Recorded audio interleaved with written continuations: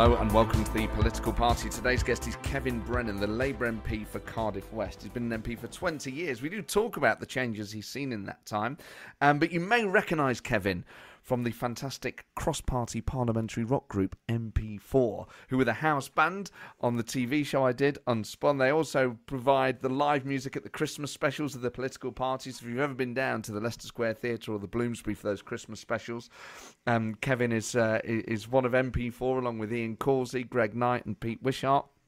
We talk about that band and what it's been like being in a cross-party band in the years of Scottish independence and Brexit.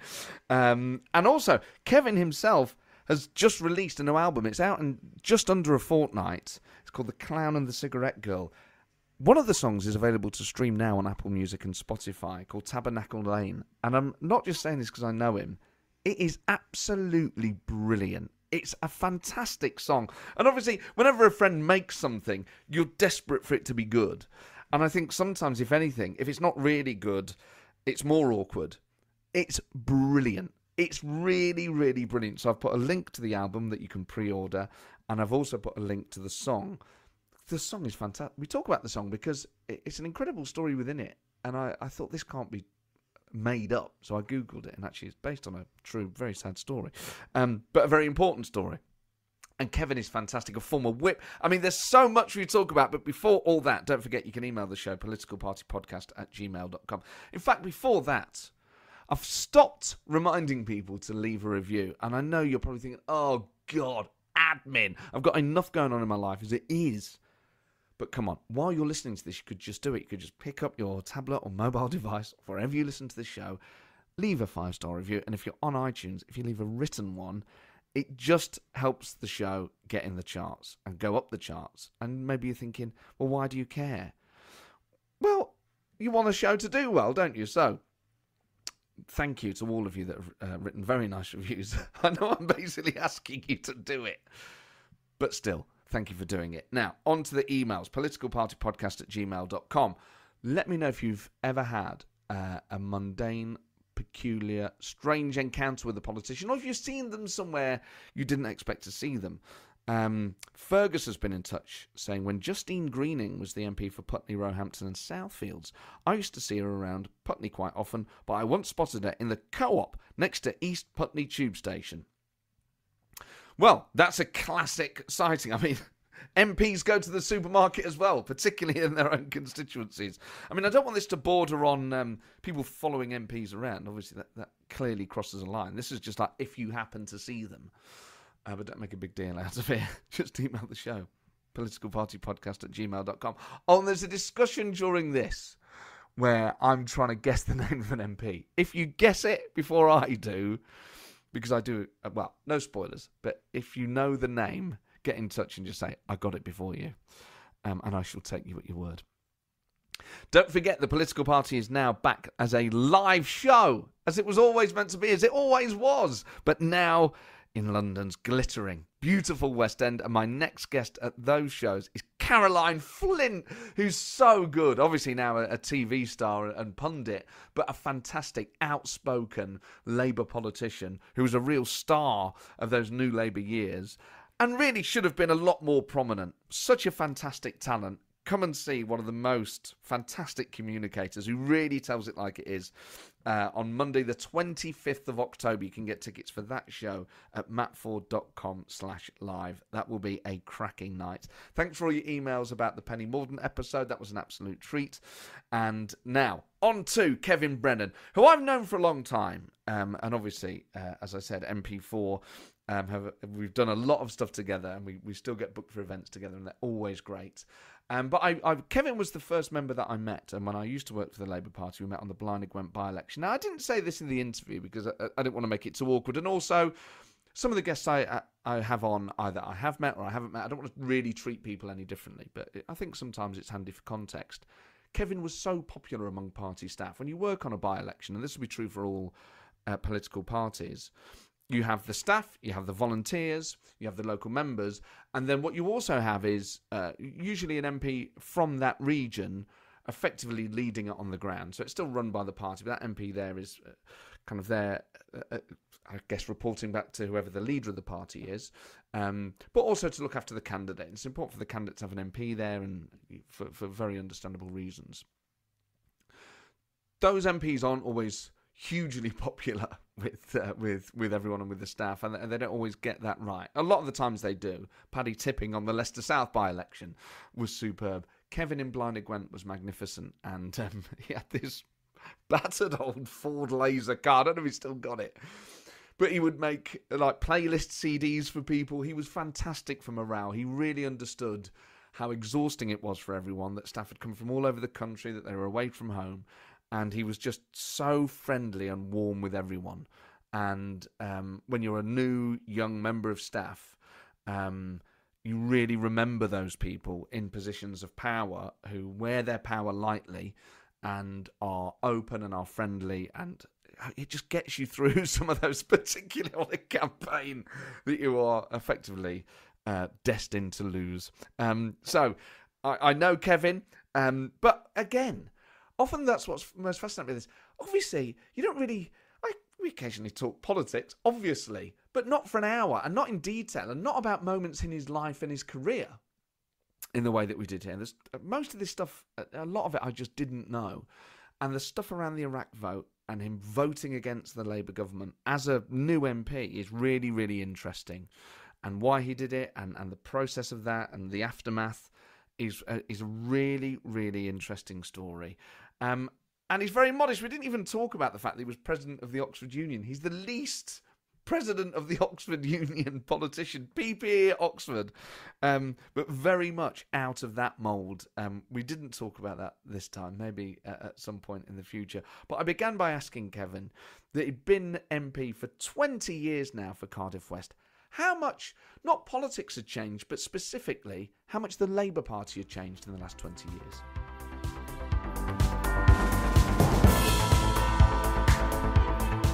Well, there aren't as many of us as there were in 2001. So we've got a bit more space.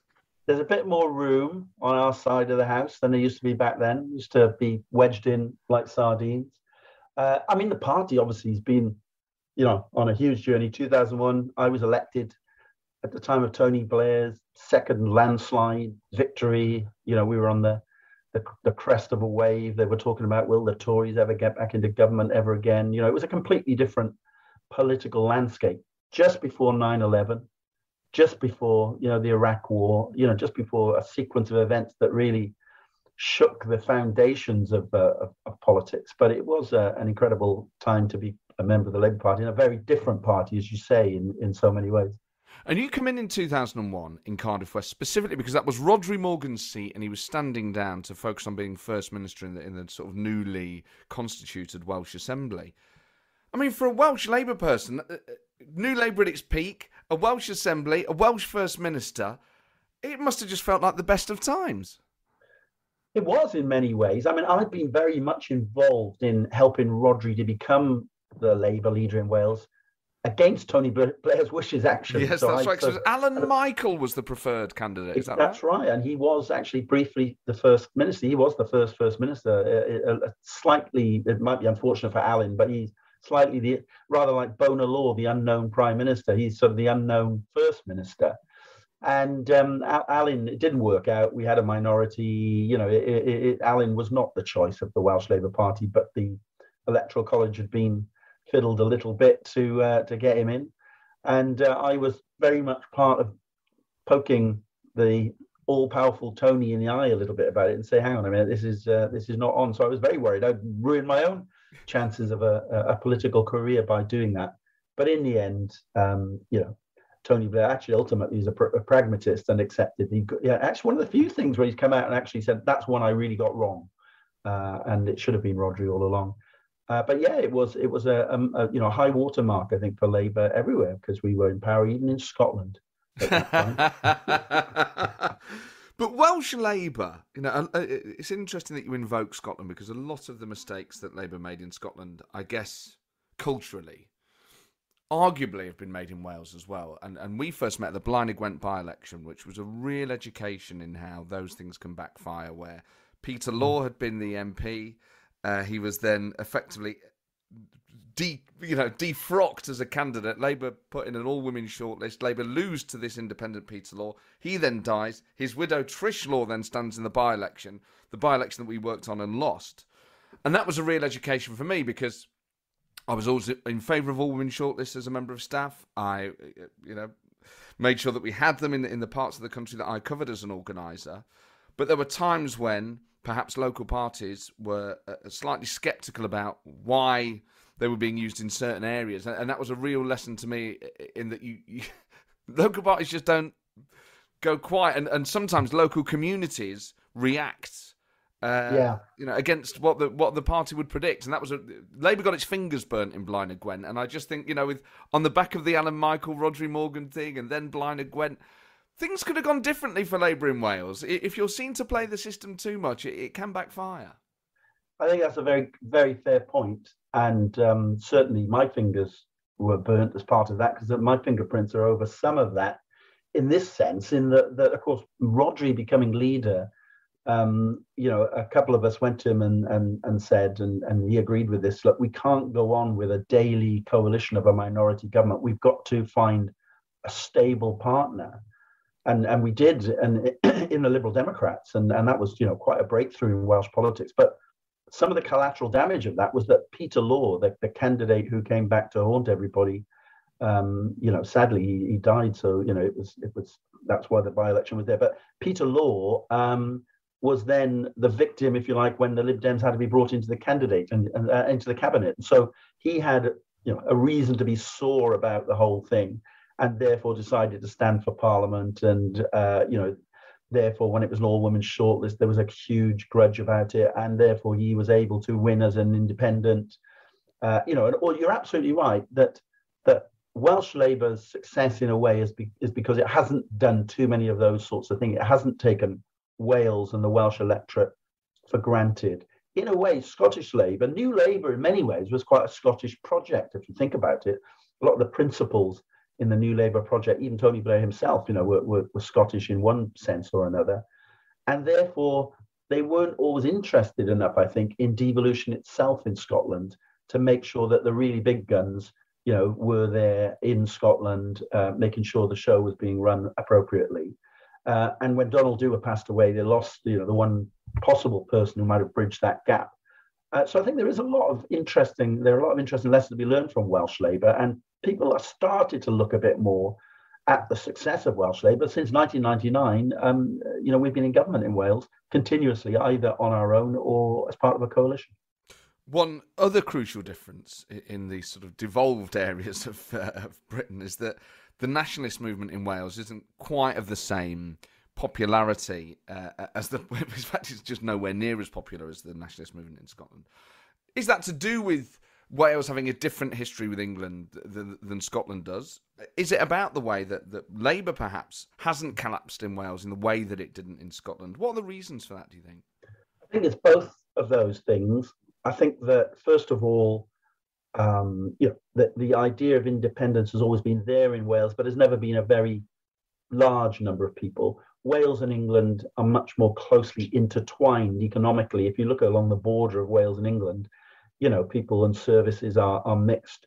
If you look at Scotland and England, it's 50 miles from the northernmost large English city and Glasgow or Edinburgh. So there's actually a sort of cordon sanitaire there that means there's a big difference between geographically even. In Wales, the language plays into this a bit as well. It's always been a partial fault line in Welsh politics. Thank goodness it's no longer a political football as it used to be in the past, and everybody embraces the Welsh language now in a positive way. But it's been a problem for Plaid Cymru to break out of being seen just as a Welsh language party, and not a party that represents the majority of people who don't live in predominantly traditionally Welsh-speaking areas. It's got all those issues. And then I think you're right. I think Welsh Labour have also successfully managed to identify themselves and in practice being, a different brand from, UK Labour. And in a way, Tony Blair, the biggest favour Tony Blair ever did Rhodri Morgan and Welsh Labour was by resisting him being the leader, because no one could ever turn to Rodri and say, "You're just taking orders from Millbank or wherever, you're just a branch office of the London Labour Party." They couldn't say that because it wasn't credible. And then he did take a different policy pathway, which I think was the right thing to do, even though it's people criticising it and saying, we're going to have some clear red water in the way we approach things in Wales because we've got a different ethos. And all of that, I think, combined has been part of the recipe for success.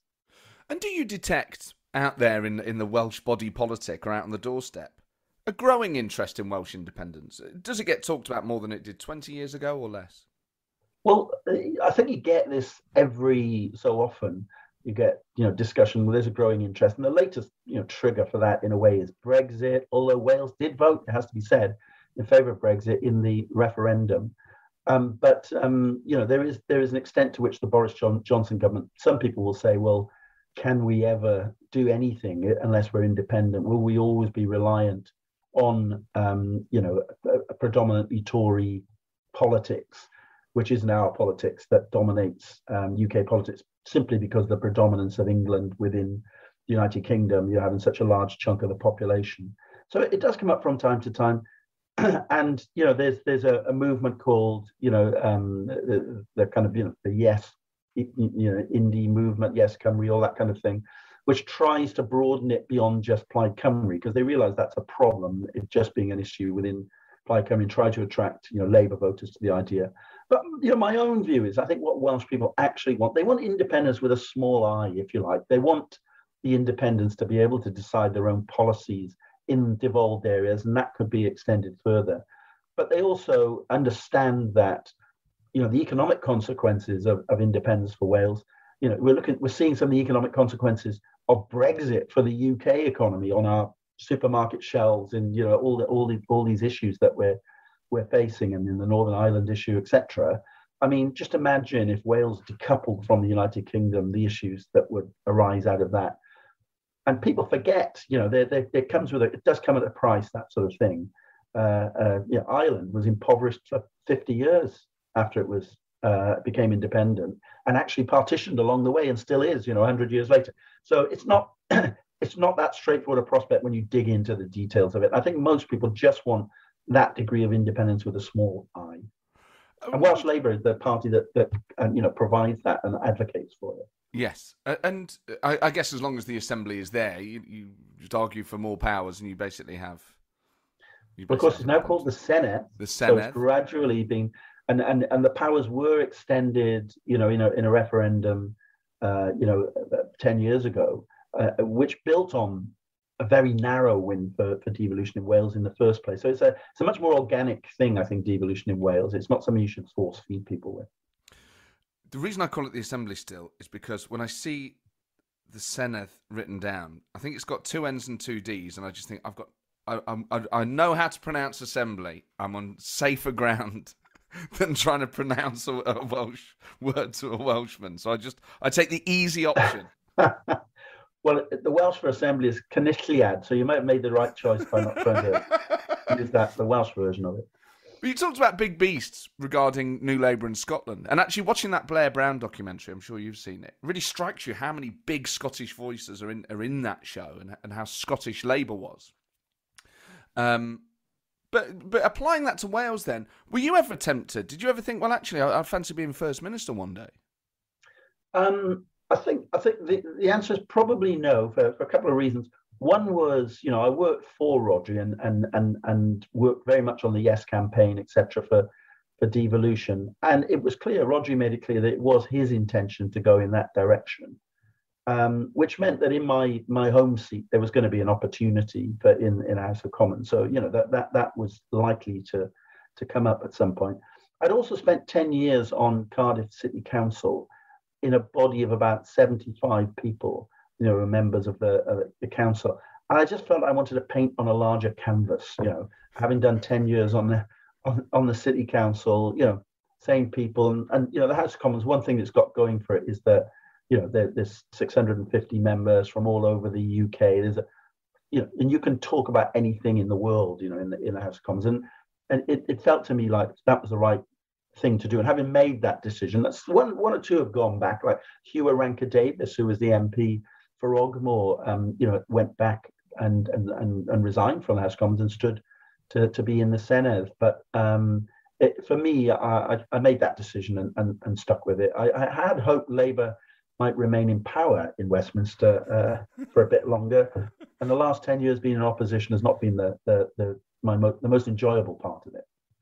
No, it must have been. I mean, I always think of people, not that it's obviously the first priority is the country and having the best possible government and having a strong opposition that's a government in waiting to hold that government to account. But I do often think of friends in the party, staff and MPs. You just think, well, what a waste that these talents weren't put to the service of the nation. You know, you're still doing a very important job representing Cardiff, still doing a very important job in various shadow ministerial roles. But really, you think, well, these are people who should be in government, who should be actually helping change and manage things. I feel very lucky. I mean, I was, in government for 5 years. I spent 2 years in the government whip's office, 3 years as a minister. And I did literally used to walk into the department every morning and made sure that I thought to myself, Neil Kinnock, who was, someone I admired a great deal when I was a young member of the party, spent 24 years in the House of Commons and never once did he do what I'm doing today. Walk into a government ministry as a Labour minister in a Labour government with an opportunity, a Labour minister in a Labour government with an opportunity to actually change something rather than moan about it, do something, And so I feel lucky, but I do agree with you. There's a whole group of people who may never get that opportunity unless we really get our act together. And having done 10 years heavy lifting on the front bench in opposition, I've now decided to go down the select committee route in this parliament to try and influence things that way. But it's a thankless task ultimately. I guess what lay behind that question, I didn't voice it explicit was, you're an impressive guy, and for a lot of people, opposition is hell. And after a while, they think, well, I might actually go somewhere else and kind of climb the ladder elsewhere. Were you ever tempted? The more Labour has stepped into the wilderness and arguably has taken steps away from the wilderness, but still is, not in a position to win the next general election yet. Did you ever think, oh God, actually, there's a whole load of difference between government and opposition. Government is like you say, as a minister, you're actually doing stuff. In opposition, you're not. There's a world of difference in terms of what those two jobs are. Did you ever think, well, I might go and work in business or in charity or something like that? I mean, it crossed my mind once or twice, and one or two people have approached me about various things I've got some expertise in. But for me, really, when it comes down to it, I think people have often asked you, why did you get into politics? It's a question, probably one of the most, or how did you get into politics? And my answer is always, it's in my blood. And I think that's it. I know some colleagues have left and gone on, in very well paid jobs, often, doing good things and being influential in those organizations. But I think politics is in my blood. And I just think I think opposition is a really important job. It's an under-resourced job. People wouldn't believe how little support you've actually got, as an opposition front bench spokesperson. And particularly now, the party's not exactly awash with money. We get some money for special advisors in opposition and so on. But, you're really on a wing and a prayer, relying on, I used to say whenever I met people who were stakeholders in the brief that I was doing in opposition, you're my civil service, basically. I've got to rely on you for the expertise, the information, the briefing, the reports, the suggested amendments, all that sort of thing, if we're going to do this bill or if we're going to do this debate and so on. So, I'd be shameless about it. Say, I've already got one researcher here working for me on, fresh out of university. You guys have actually got to provide the briefing. So, it is tempting sometimes to think about it, but I think in my own case, it's just something that's in my blood.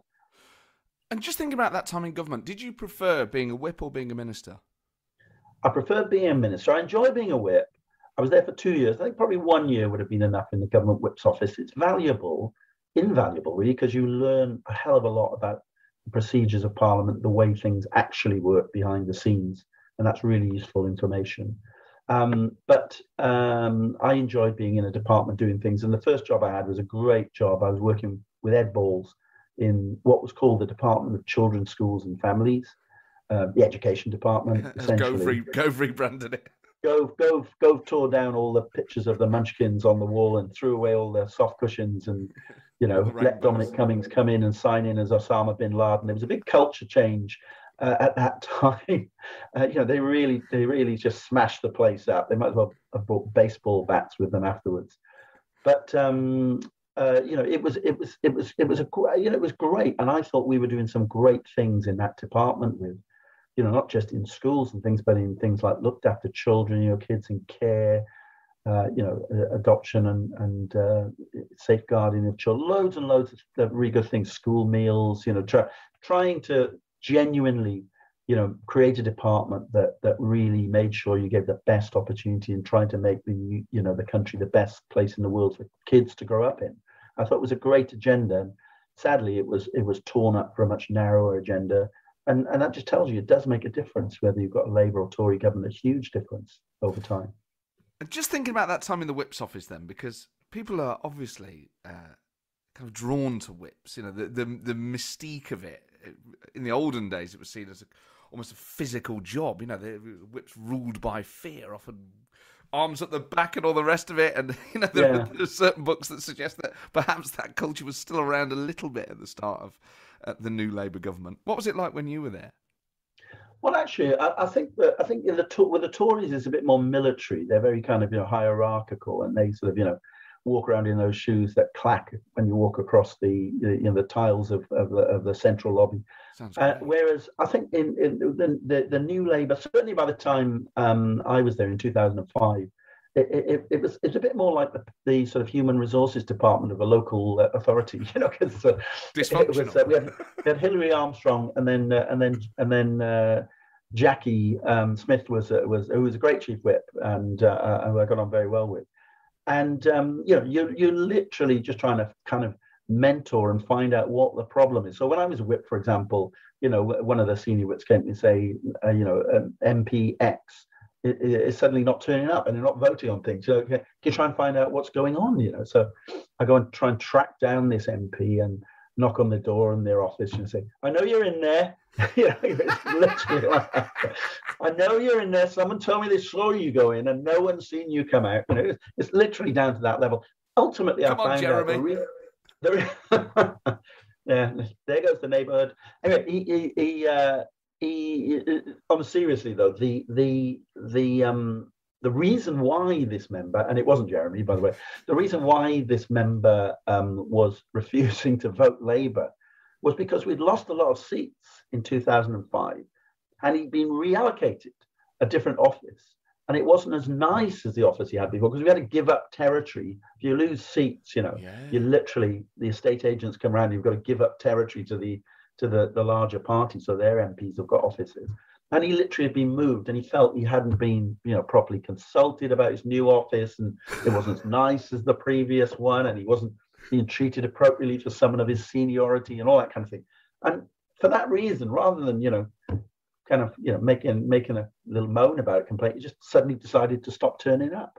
So it's literally sometimes it's at that level as the sort of thing you're dealing with sometimes. Well, it's so funny that matters of state rest on, particularly if you're dealing with a small majority or a contentious issue where you're going to have a big rebellion. So I'm guessing then, I don't know a great deal. I know more than perhaps the average Joe, but I've never got into the huge details of how the Whip's office works. So I'm guessing that they're kind of territorial, that you would have been a Welsh whip and you would look after...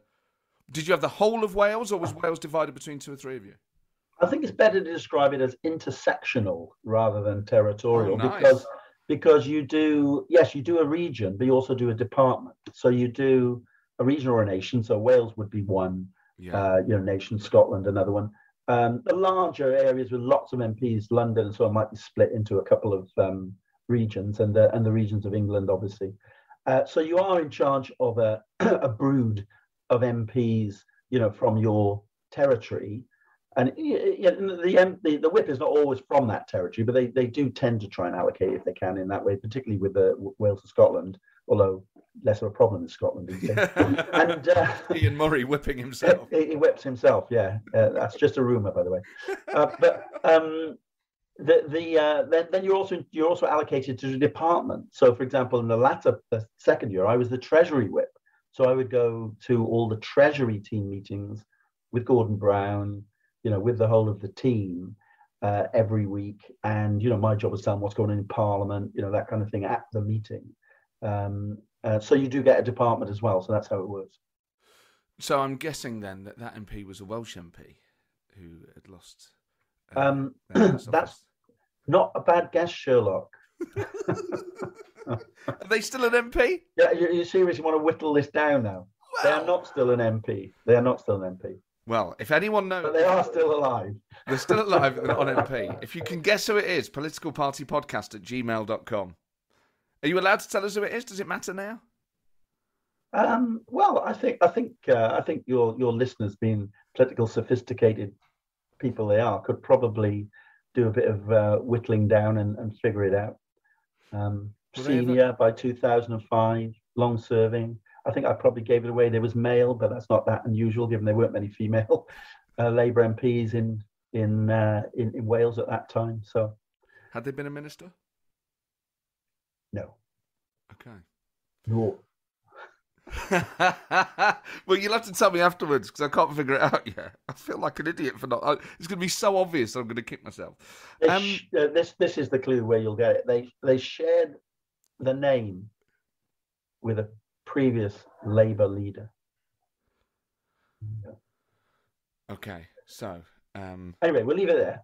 Okay, a surname or a first? The whole same name. Oh my God! It's not Keir Hardie. That should be so easy. So, okay, it's not Hugh Gates. All right, there we are. Now I've got you. Tony Blair, Gordon Brown, Neil Kinnock, Michael Foot, Keep going. Ed Miliband. You missed a few out there. Harold Wilson, Jim Callaghan, Hugh Gateskill. You're getting colder. Okay, so it's more contemporary. Oh, there's going to be some obvious ones that I'm missing out. I'm going to kick myself for this. Okay, so let's just work back. So Starmer, Corbyn, Miliband, Brown, Blair, John Smith. Got it. John Smith moved office and stopped voting Labour. The other John Smith. If he sues me now, this is your fault. Whip secrets are supposed to say secret forever, but there you go. And is your performance monitored as a whip? Would there be spreadsheets where they go, oh, Kevin, come on, man, like, you're meant to get these people voted? And what sort of targets do you have to hit? Yeah, there would be spreadsheets, and basically you're supposed to try and get everyone to vote Labour. But I mean, there's an understanding that clearly some votes are more controversial. So I mean, ultimately the most important thing is that you provide accurate intelligence. It's no good going to the chief whip and saying, oh yeah, I think I'll get so and so to vote for us, and then they won't vote for us. It's much better to go and say, I'm having real difficulty. I don't think they're going to vote with us. Really sorry. And then on the day, I've got them. I've got them. And then you're a great. So it's all about expectations management in that sense. Never overpromise, because that's when that you'll be disappointed. And is there a characteristic that whips at the same time share? Do you think you were appointed a whip for your personality, for the way that you think you would be able to convince people? No, I think I was appointed a whip because before the 2005 election, I had been a PPS to Alan Milburn. And that was a funny thing in itself, because he was Chancellor of the Duchy of Lancaster at the time. He was in the Cabinet Office, basically Minister for getting Blair re-elected,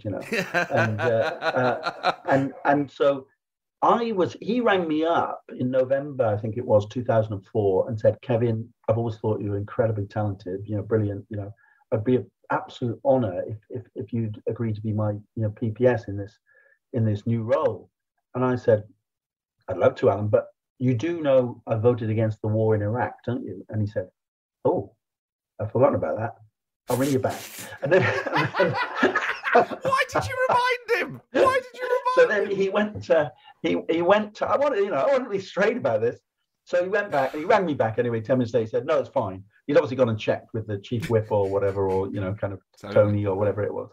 He said, no, it's fine. I was deemed not being a serial kind of, troublemaker. But there was an MP when I was appointed to the whip's office eventually who actually raised that and said, I think it's shocking you've been appointed to the whip's office when you voted against the war in Iraq, But I think what happened was I was PPS to Alan Milburn And he decided after the 2005 election, he wasn't going to carry on. But he did say to me, look, I'll make sure your name's in the hat, and for whatever. And it turned out that I got the call to join the Whip's office. Want the can't stop, won't stop watching sort of stuff? You know, the dramatic stuff. AMC Plus has it all. Would you go to war for your family? Don't miss Kin, the all-new Irish gangland drama. Ready to raise the stakes? Catch up on the latest episodes of The Walking Dead's epic final season. Nostalgic for TV's golden age? AMC Plus is the home of Mad Men. Plus, meet a sitcom wife like no other in Kevin Can F Himself, starring Annie Murphy. Available ad-free, on demand, and on the platforms you're already on. Sign up today at amcplus.com. AMC Plus, only the good stuff.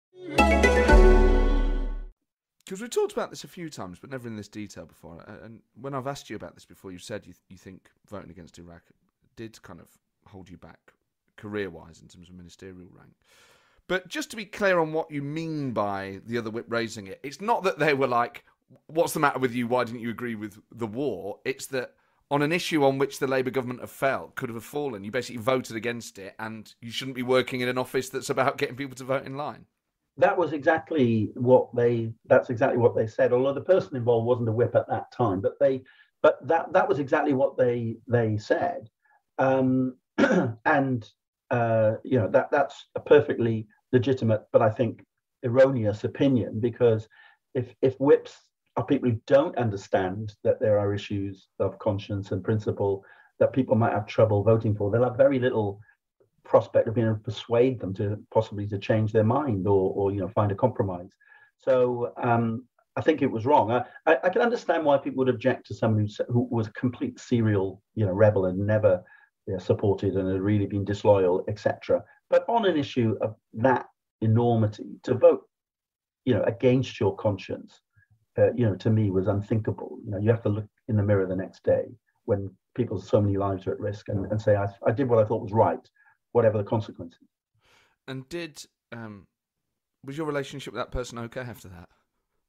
Yeah, I mean, I'm not sort of, I don't hold a grudge really. I'm not that person. I've got room for all that hatred in my heart that some people carry around sometimes in politics, and never forget any slight or and so on. It's just not my style. I think life's too short for that.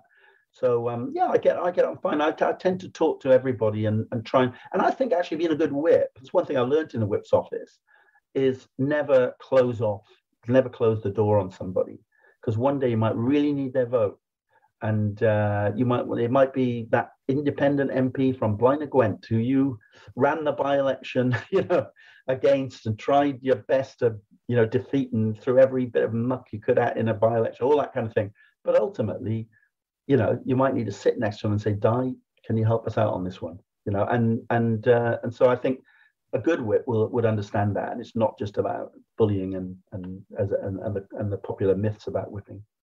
So with the Iraq War vote, at the time, did you waver? I mean, it's clear in that documentary, and I remember at the time I was working for Paddy Tipping, who was voting against the war, and it was clear that was probably the most intense whipping operation of the Labour government, that it was basically all, they went all out to try and win that vote, and understandably so.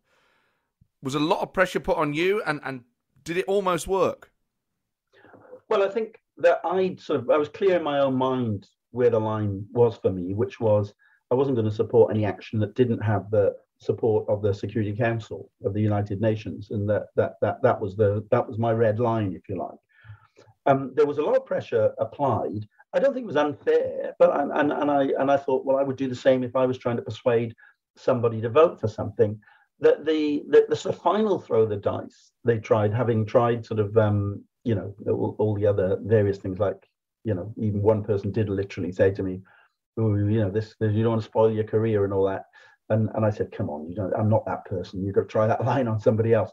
But someone came up to me and they did literally say, "Could you abstain instead of voting against? Because if more than half of the non-payroll Parliamentary Labour Party, the people who are not ministers and so on, vote against, Tony will resign." And that was the line that was given to me by a kind of senior person. And I said, well, you can tell Tony from me. I don't want him to resign. There's no need for him to resign, but I'm not supporting this, and that's just the way it is. I'm abstaining on ultimately. I mean, there were votes. I abstained on most of the votes, but when it came down to the vote, the essential amendment that was down, 139 of us. That was the one we picked that we would rebel on. 139 of us, Labour MPs, voted against it. And obviously, that a colleague, a whip perhaps, did say to you that this may affect your career. Did that cross your mind? Did you think, oh, my relationship with this party isn't going to be the same after this, and I may have to take a hit in that regard? No, I think the only thing I thought at the time was you've just got to be able to look yourself in the mirror tomorrow and say, I thought very deeply and I did what I thought was right. That was the only thing literally that I thought about. And I remember a friend who voted the other way saying to me a couple of weeks later, when they were dragging down the statue of Saddam Hussein and all the people in Baghdad were, throwing their shoes at it or whatever, do you feel a bit stupid now? And I said, no, because ultimately when I made the decision, I had to figure in my own mind, what if they find all these weapons of mass destruction and plans for, you've still got to have a reason that you thought, even with that possibility being there, that it was the right thing to do, because nobody really knew what was going to happen next. And of course, then events moved in a very different direction after that initial surge of euphoria and the success of the military operation to what we now subsequently know happened. So I thought it all through, and I knew where I stood, and it had been a build-up over many months. It wasn't a sort of one-off, one-night thing, but it was an extraordinary period in Parliament, and that programme does capture briefly the intensity of that evening on March the 18th, 2003. You mentioned being a Treasury whip and being in those meetings with Gordon, obviously friends with Ed Balls and Tom Watson.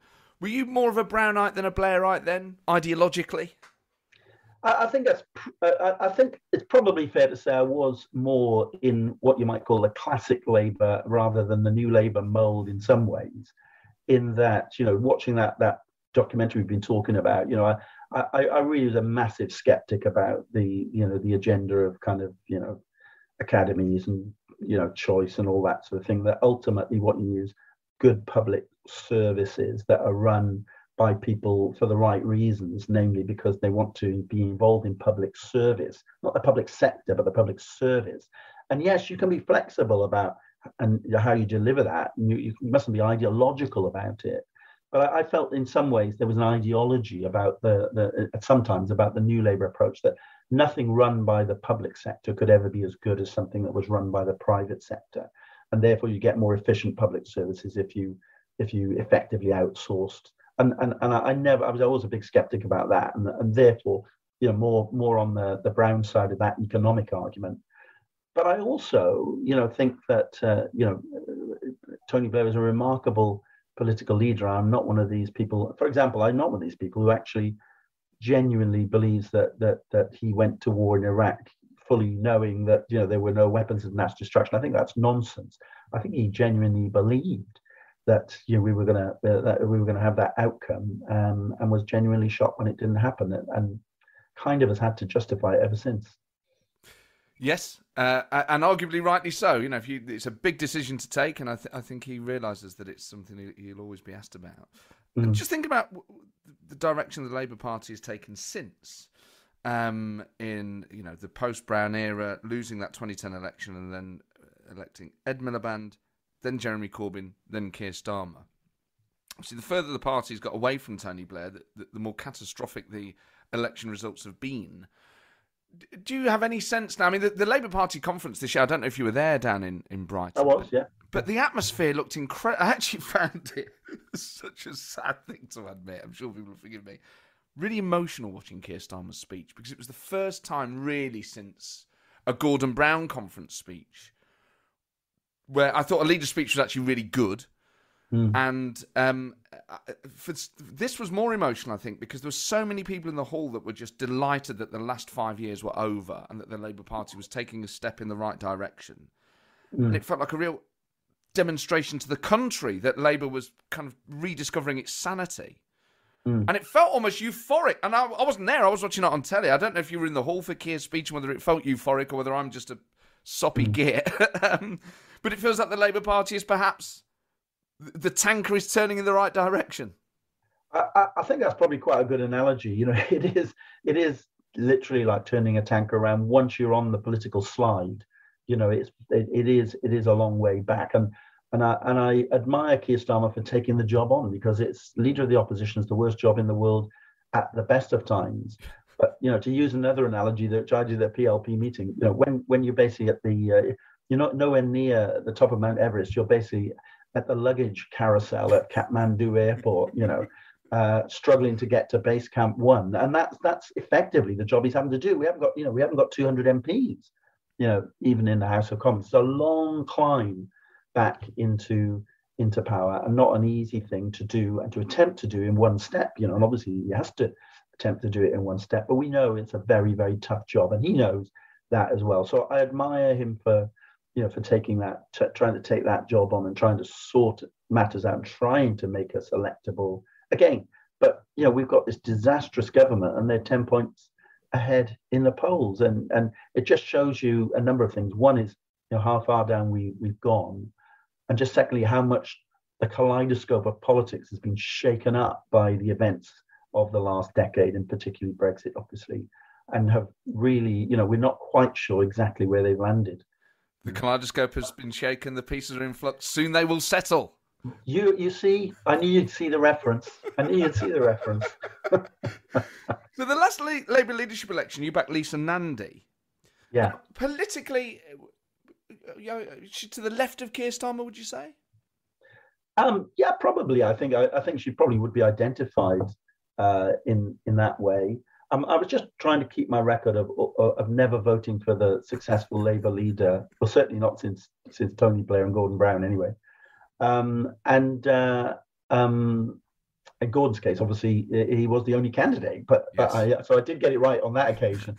But I think that my view about it at the time was simple. Looking at it, and I spoke to Keir, obviously, about this, and I, as I've said earlier, I admire him greatly, and I think he's a very, very good leader, doing, you know, in very tough circumstances. I was just trying to think, you know, what does the Labour Party need to look like in a few years' time?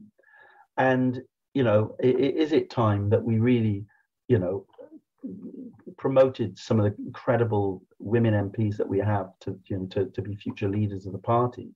And Lisa is an immensely intelligent, talented person, great performer on the media and on TV. And I just thought she had the potential, you know, to emerge into a great leader, and also to be a big contrast to, you know, Boris Johnson. I wonder how well he would have dealt with, you know, a female opponent, if I'm frank about it.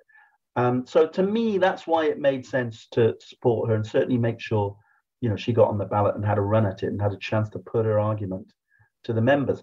I mean, just as I did back in 2010, I supported Ed Balls. And similarly, I just thought he was somebody who people had not recognized, you know, the talent, and didn't really understand the real Ed Balls. They just thought he was Gordon Brown's thuggish enforcer, you know, rather than actually this incredibly talented progressive politician. So, an engaging personality as well. So, you know, that's why. And a good dancer and a good cook. Well, we didn't know he was a good dancer at the time. I knew he was a good cook, but the dancing came later. It's interesting that Labour is, the party of equalities, never elected a female leader in its entire history. Why do you think that is? I suppose we have Margaret Beckett as a temporary leader, didn't we? Yes, and probably Harriet as well, possibly. Yeah, never in those interregnums. Why is it? I don't know. That could be the subject of a whole book, couldn't it? You know, clearly, you know, the trade union background traditionally meant that it was quite a macho sort of party in its representation. But there's very little excuse now. I mean, since '97. We've had, a very large numbers of female MPs. Therefore, the pipeline has been created in Parliament so that there's the possibility of there being enough women that one could emerge. You don't have to be an outlier like, you know, Barbara Castle or someone these days. There are great female MPs who've been in Parliament for a while, which is what you need. So there's no real reason why. And given that the Tories have had two, you know, it is something that is an issue. You should still obviously have the right person for the job. But I think there are lots of talented Labour women, and it can't be too long before one of them gets elected as our leader. Lots of talented Labour men as well. Multi-talented Labour men, of which you're one, Kevin, because we were talking about alternative careers earlier, and I deliberately didn't mention music.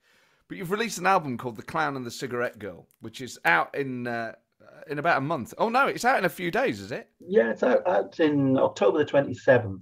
So that's in about a fortnight. Is when it's out. It'll also be out on vinyl next year, but there's a world vinyl shortage. So at the moment, it's just on CD and etc. and other platforms. Yes, you can listen to one of the singles on Apple Music and Spotify, and it's absolutely brilliant. Tabernacle Lane, and I listened to it, and firstly, I just thought it's about a story of a murder and effectively someone who's then wrongly convicted and killed themselves, and then years later effectively pardoned. I thought this can't just be made up, so I googled it. And it's a true story. It's an incredible story. So we'll come on to the story. Firstly, it's a brilliant song. It really reminds me of Mark Knopfler solo stuff and a bit of Bob Dylan and a bit of... It reminds me of... It feels like a song that could have been on Knopfler's Sailing to Philadelphia album. It's got a lovely, folky, Celtic vibe.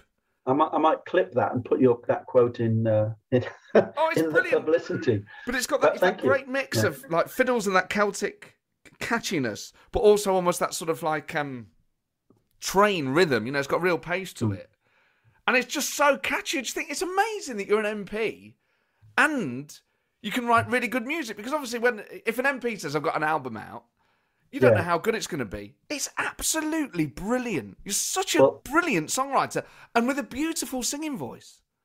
Well, that's very kind of you, Matt. Thank you. I think that I think one thing that is important is if you're an MP and you're going to stick your neck out and put an album out, you better make sure, make sure it's not rubbish. I've written songs all my life since, long before I was involved in politics, when I was a teenager, and I'm from that Welsh-Irish background, Irish father, Welsh mother. So there's a lot of musicality in the genes, I think. And my sister's a musician and a singer as well. So it's something I've always done. And actually, it's a great release from politics. When I go back to Cardiff on a Thursday after a week at Westminster, the first thing I'll do is sit down and play the piano or get the guitar out or whatever. And that's my hinterland, if you like. That takes all the stresses and strains of politics away and makes it easy to forget. So I thought it was about time I actually, as you know, I played in the band for years, MP4. We played with you on many occasions, a rock band of other MPs. But I thought it's about time I put my own solo stuff out there. And how's that gone down with the band? Is this like Robbie leaving Take That? Yeah, it's very controversial, actually. You're right. There's a bit of resentment, and a little bit of jealousy, I think, probably concern about future direction musically as a result. So, I'm having to work very hard on salving people's bruised egos as a result of it. Actually, they've all been great. I mean, it's a different style of music than we do in the band, and that's the reason I've done it there, and also the reason why the band are not playing on it. I just thought that I'll try and do something completely different from what we do. And you're right, it is in that sort of folky, folk rocky, kind of space, and there is a lot of themes in there that are Celtic themes, and quite a few story songs that relate to places in Wales and so on, but with hopefully a contemporary edge. So I tried to give it a little bit of that edge, and in Tabernacle Lane, that song, the guy who plays bass on it is Glenn Matlock, who is a former Sex Pistol. So I'll just give it a bit of propulsive edge, which I think you picked up on there, and some great percussion on it. So I just wanted to try and bring those sorts of songs to life. So how on earth did you end up getting involved in basically the Sex Pistols? Well, one of the things I've done over the years, which we haven't talked much about, is campaigned about issues related to the creative industries, and particularly around copyright and music. And it's been a kind of little speciality of mine in my time in Parliament. I've built up quite a lot of expertise on it. And so you encounter people along the way in various campaigns. And Glenn was someone who I met when we were campaigning to get airlines to let guitarists take their musical instruments on rather than throw them in the hole and emerging at the other end in pieces. And we went to meet the aviation minister together about the aviation white paper and so on, because Glenn is still a touring musician, you know, and anyway, we became mates as a result of that. And it's quite simple. He just offered. I didn't actually ask him. He just said, do you want me to play on your records? Yeah, you know, that would be fantastic. So, and of course, it's all in the news at the moment with the Pistols because of the court case involving Steve Jones, Paul Cook. And they're making this, believe it or not, Disney miniseries about the Sex Pistols.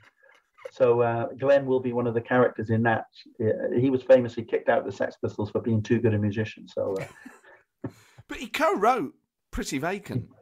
He did. He's got a writing credit, I think, on 10 of the 12 songs on Nevermind the Bollocks, and he is a really good songwriter and musician, and that's not often recognized because, of course, ultimately, you know, when they broke super big, they had Sid Vicious in the band, who couldn't play at all, really. Yeah, if you read Glenn's book, I Was a Teenage Sex Pistol, he outlines how he was quite generous about the whole thing. He tried to teach Sid how to play, you know, because he'd effectively left the band, actually, because he's the one who stood up to John Lydon's antics, you know, and they had a big stand-up row, and, you know, that was the result.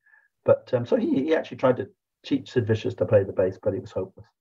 Well, it's so cool that you got him on your album. And that song, Tabernacle Lane, is fantastic. And it's about Mahmoud Matan, who was wrongly convicted of the murder of Lily Volpert. So is this... Because I was listening to it, I was like, you can't have just made this stuff up. It's too specific. It's a beautiful song. So is this like is it a well-known story in Cardiff?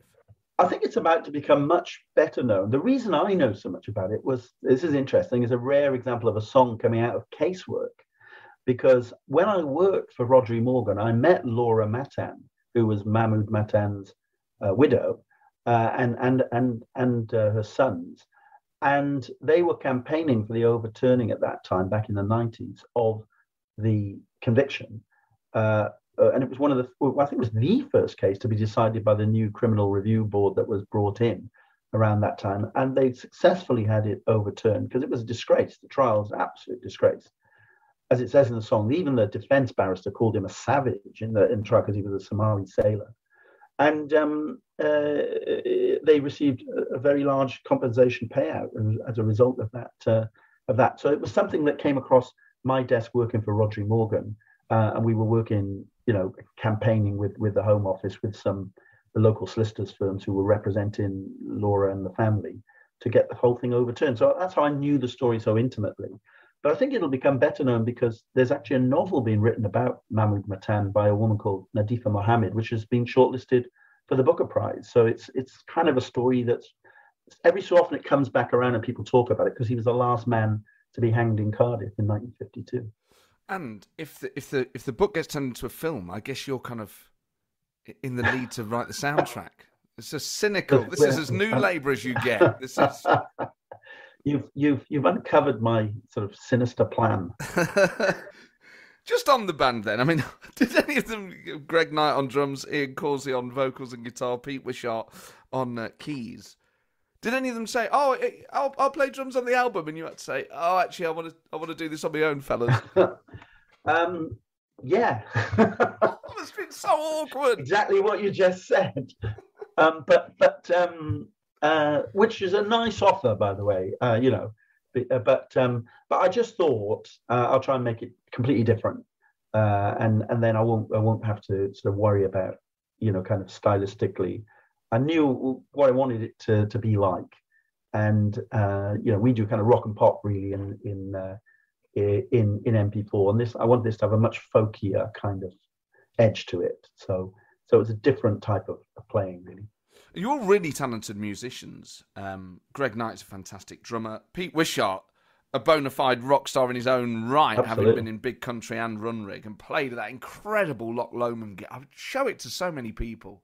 It's one of the best. I mean, there's Queen at Live Aid, there's Oasis at Nebworth, and there's Runrig at Loch Lomond. Are kind of like the three clips that I just think they look like gigs you were desperate to be at. And he's obviously, you know, a decorated songwriter. It must have been really interesting, anyway, being in a cross-party band, particularly in the the referendum years, I suppose, of Scotland in 2014 and Brexit in 2016. It's amazing that you've all managed to still hang together and be mates. Yeah, and we played, during some of those years at SNP conference, and because we always had a agreement, we play each other's party conferences as we're a cross-party band. We do charity and then any cross-party kind of stuff. So we played Labour conference, Tory conference, SNP conference, and cliched as it sounds, I think it's the music that's kept us together. And you're right, they're great musicians. Ian Causey, who used to be the Labour MP for Brigg and Goole, brilliant. He was semi-pro, and all his adult life. Such a versatile, brilliant, musician. Greg, a great drummer. Pete, legend in his own act, literally a legend, in Scottish music. And that gig at Loch Lomond, really historical, big, massive gig. So for me, I always felt, kind of I was in esteemed company playing with them, because I'd sort of, played around folk clubs in a few bands, but never, at the level that those guys have. So I think Pete thinks I'm a pretty mediocre guitar player, but a good songwriter. He does like my songwriter, and he's an amazing musician, Pete. Yeah. And a really brilliant keyboard player. So what are the musical? You're right about Ian, an incredible guitarist who can play anything on any guitar, and a great singer. Are there kind of musical differences in the band, and do they not necessarily run along political lines? Yeah, I mean, that's a very good question. I think that probably Ian is more poppy in the kind of music he likes. I think Pete is quite pop orientated as well. I mean, he's a pop, bona fide pop star, but has that sort of Scottish Celtic edge. Greg always is, I think, his first love is soul music, actually, Greg, and that's why he loves it. And me a bit more on the folky side. So we've all got quite different influences. But I think MP4, the lineup was always going to be, rock and pop. So we play anything from the Beatles through to the Fratellis, and we throw in, sneak in one or two of our self-written songs now and again. But generally speaking, we know what we're doing. We're playing to audiences at party conference or at charity do. We want a good sing along or stuff they know, and that's the stuff we play. And I'm just thinking like rehearsals and things. Like, does Greg go too fast? Is Pete sometimes off? Does Ian sing? Are there kind of like tensions within the band that aren't political? That kind of just, I guess, at a personality level. That's a very good point. I'd say probably Pete, in some ways, is our leader, musical leader. But Ian is the guy who does all the nuts and bolts. Always make sure the arrangements are there. That they've got a lyric sheet if you need it. The chords are there and all that kind of thing. He's the guy who actually, puts in the prep and the legwork to make sure that when we rehearse, everything's ready. And then Greg and I kind of turn up and do as we're told. Well, you're fantastic to see live. And the new album, The Clown and the Cigarette Girl, is out in a couple of weeks. You can get it on Spotify, Apple Music. You can buy the CD. I'm going to put a link to all that in the blurb. And as you say, when the vinyl shortage is over, we'll be able to buy it on vinyl. Sometime in the new year, it'll be available on vinyl. So it's amazing how many people don't have a CD player these days. It'll eventually appear also on the streaming services, but you can play Tabernacle Lane on there now. Probably best to search for that rather than my name. To my horror, I discovered there's more than one Kevin Brennan on Spotify. So right, yeah. Search for Tabernacle Lane and you'll find it and see what you think. And this is on the Revolver label. Yeah. It's a little label. MP4 have released stuff on Revolver as well, run by a guy called Paul Birch up in the Midlands. They're a well-established, British independent record label. And they've got some great stuff on there. So have a look on their website as well for the music they've got, and it's great to have their support. Kevin, always a pleasure. Thank you so much for coming on.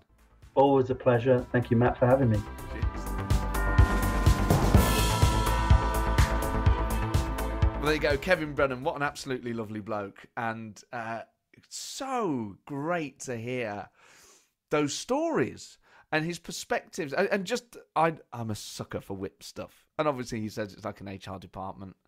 I still like to slightly romanticize it. Imagine it was all still a bit sort of 1970s and all a bit tough, but frankly, I just don't think that's the reality. If you guessed the other John Smith, then email politicalpartypodcast@gmail.com. And don't forget to listen to Tabernacle Lane. You can listen to it now on Spotify and on Apple Music. I'm sure it's available on other streaming services, and I've put a link in the blurb to where you can buy the CD, if you have a CD player. I don't. But I think you can play it through an Xbox or a DVD player, and it will be released on vinyl. If that song's anything to go by, the album will be superb. And, of course, it's got Sex Pistol on it, which is very, very cool.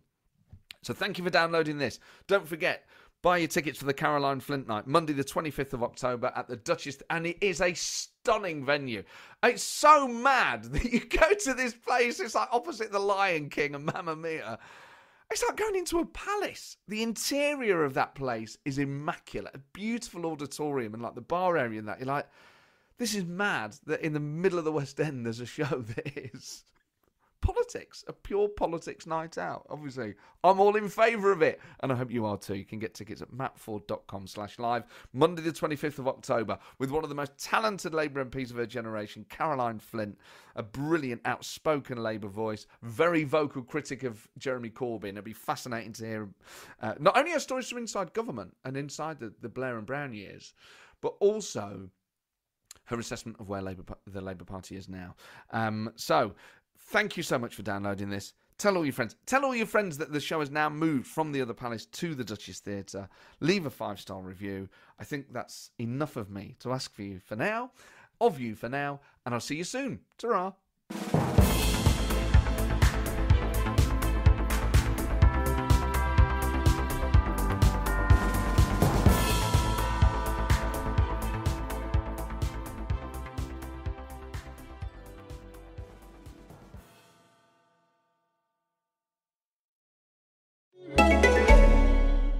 Transactions are taking place every second. One might be a solid data point. Connect a few and a pattern might emerge. But when you work with a financial services firm like BNY Mellon that orchestrates over $2.2 trillion in global payments a day, you can drive global expansion, balance profit and planet, execute real-time payments, and see the financial world from a new perspective that helps you make smarter decisions. Like the one you're about to make right now. BNY Mellon. Consider everything.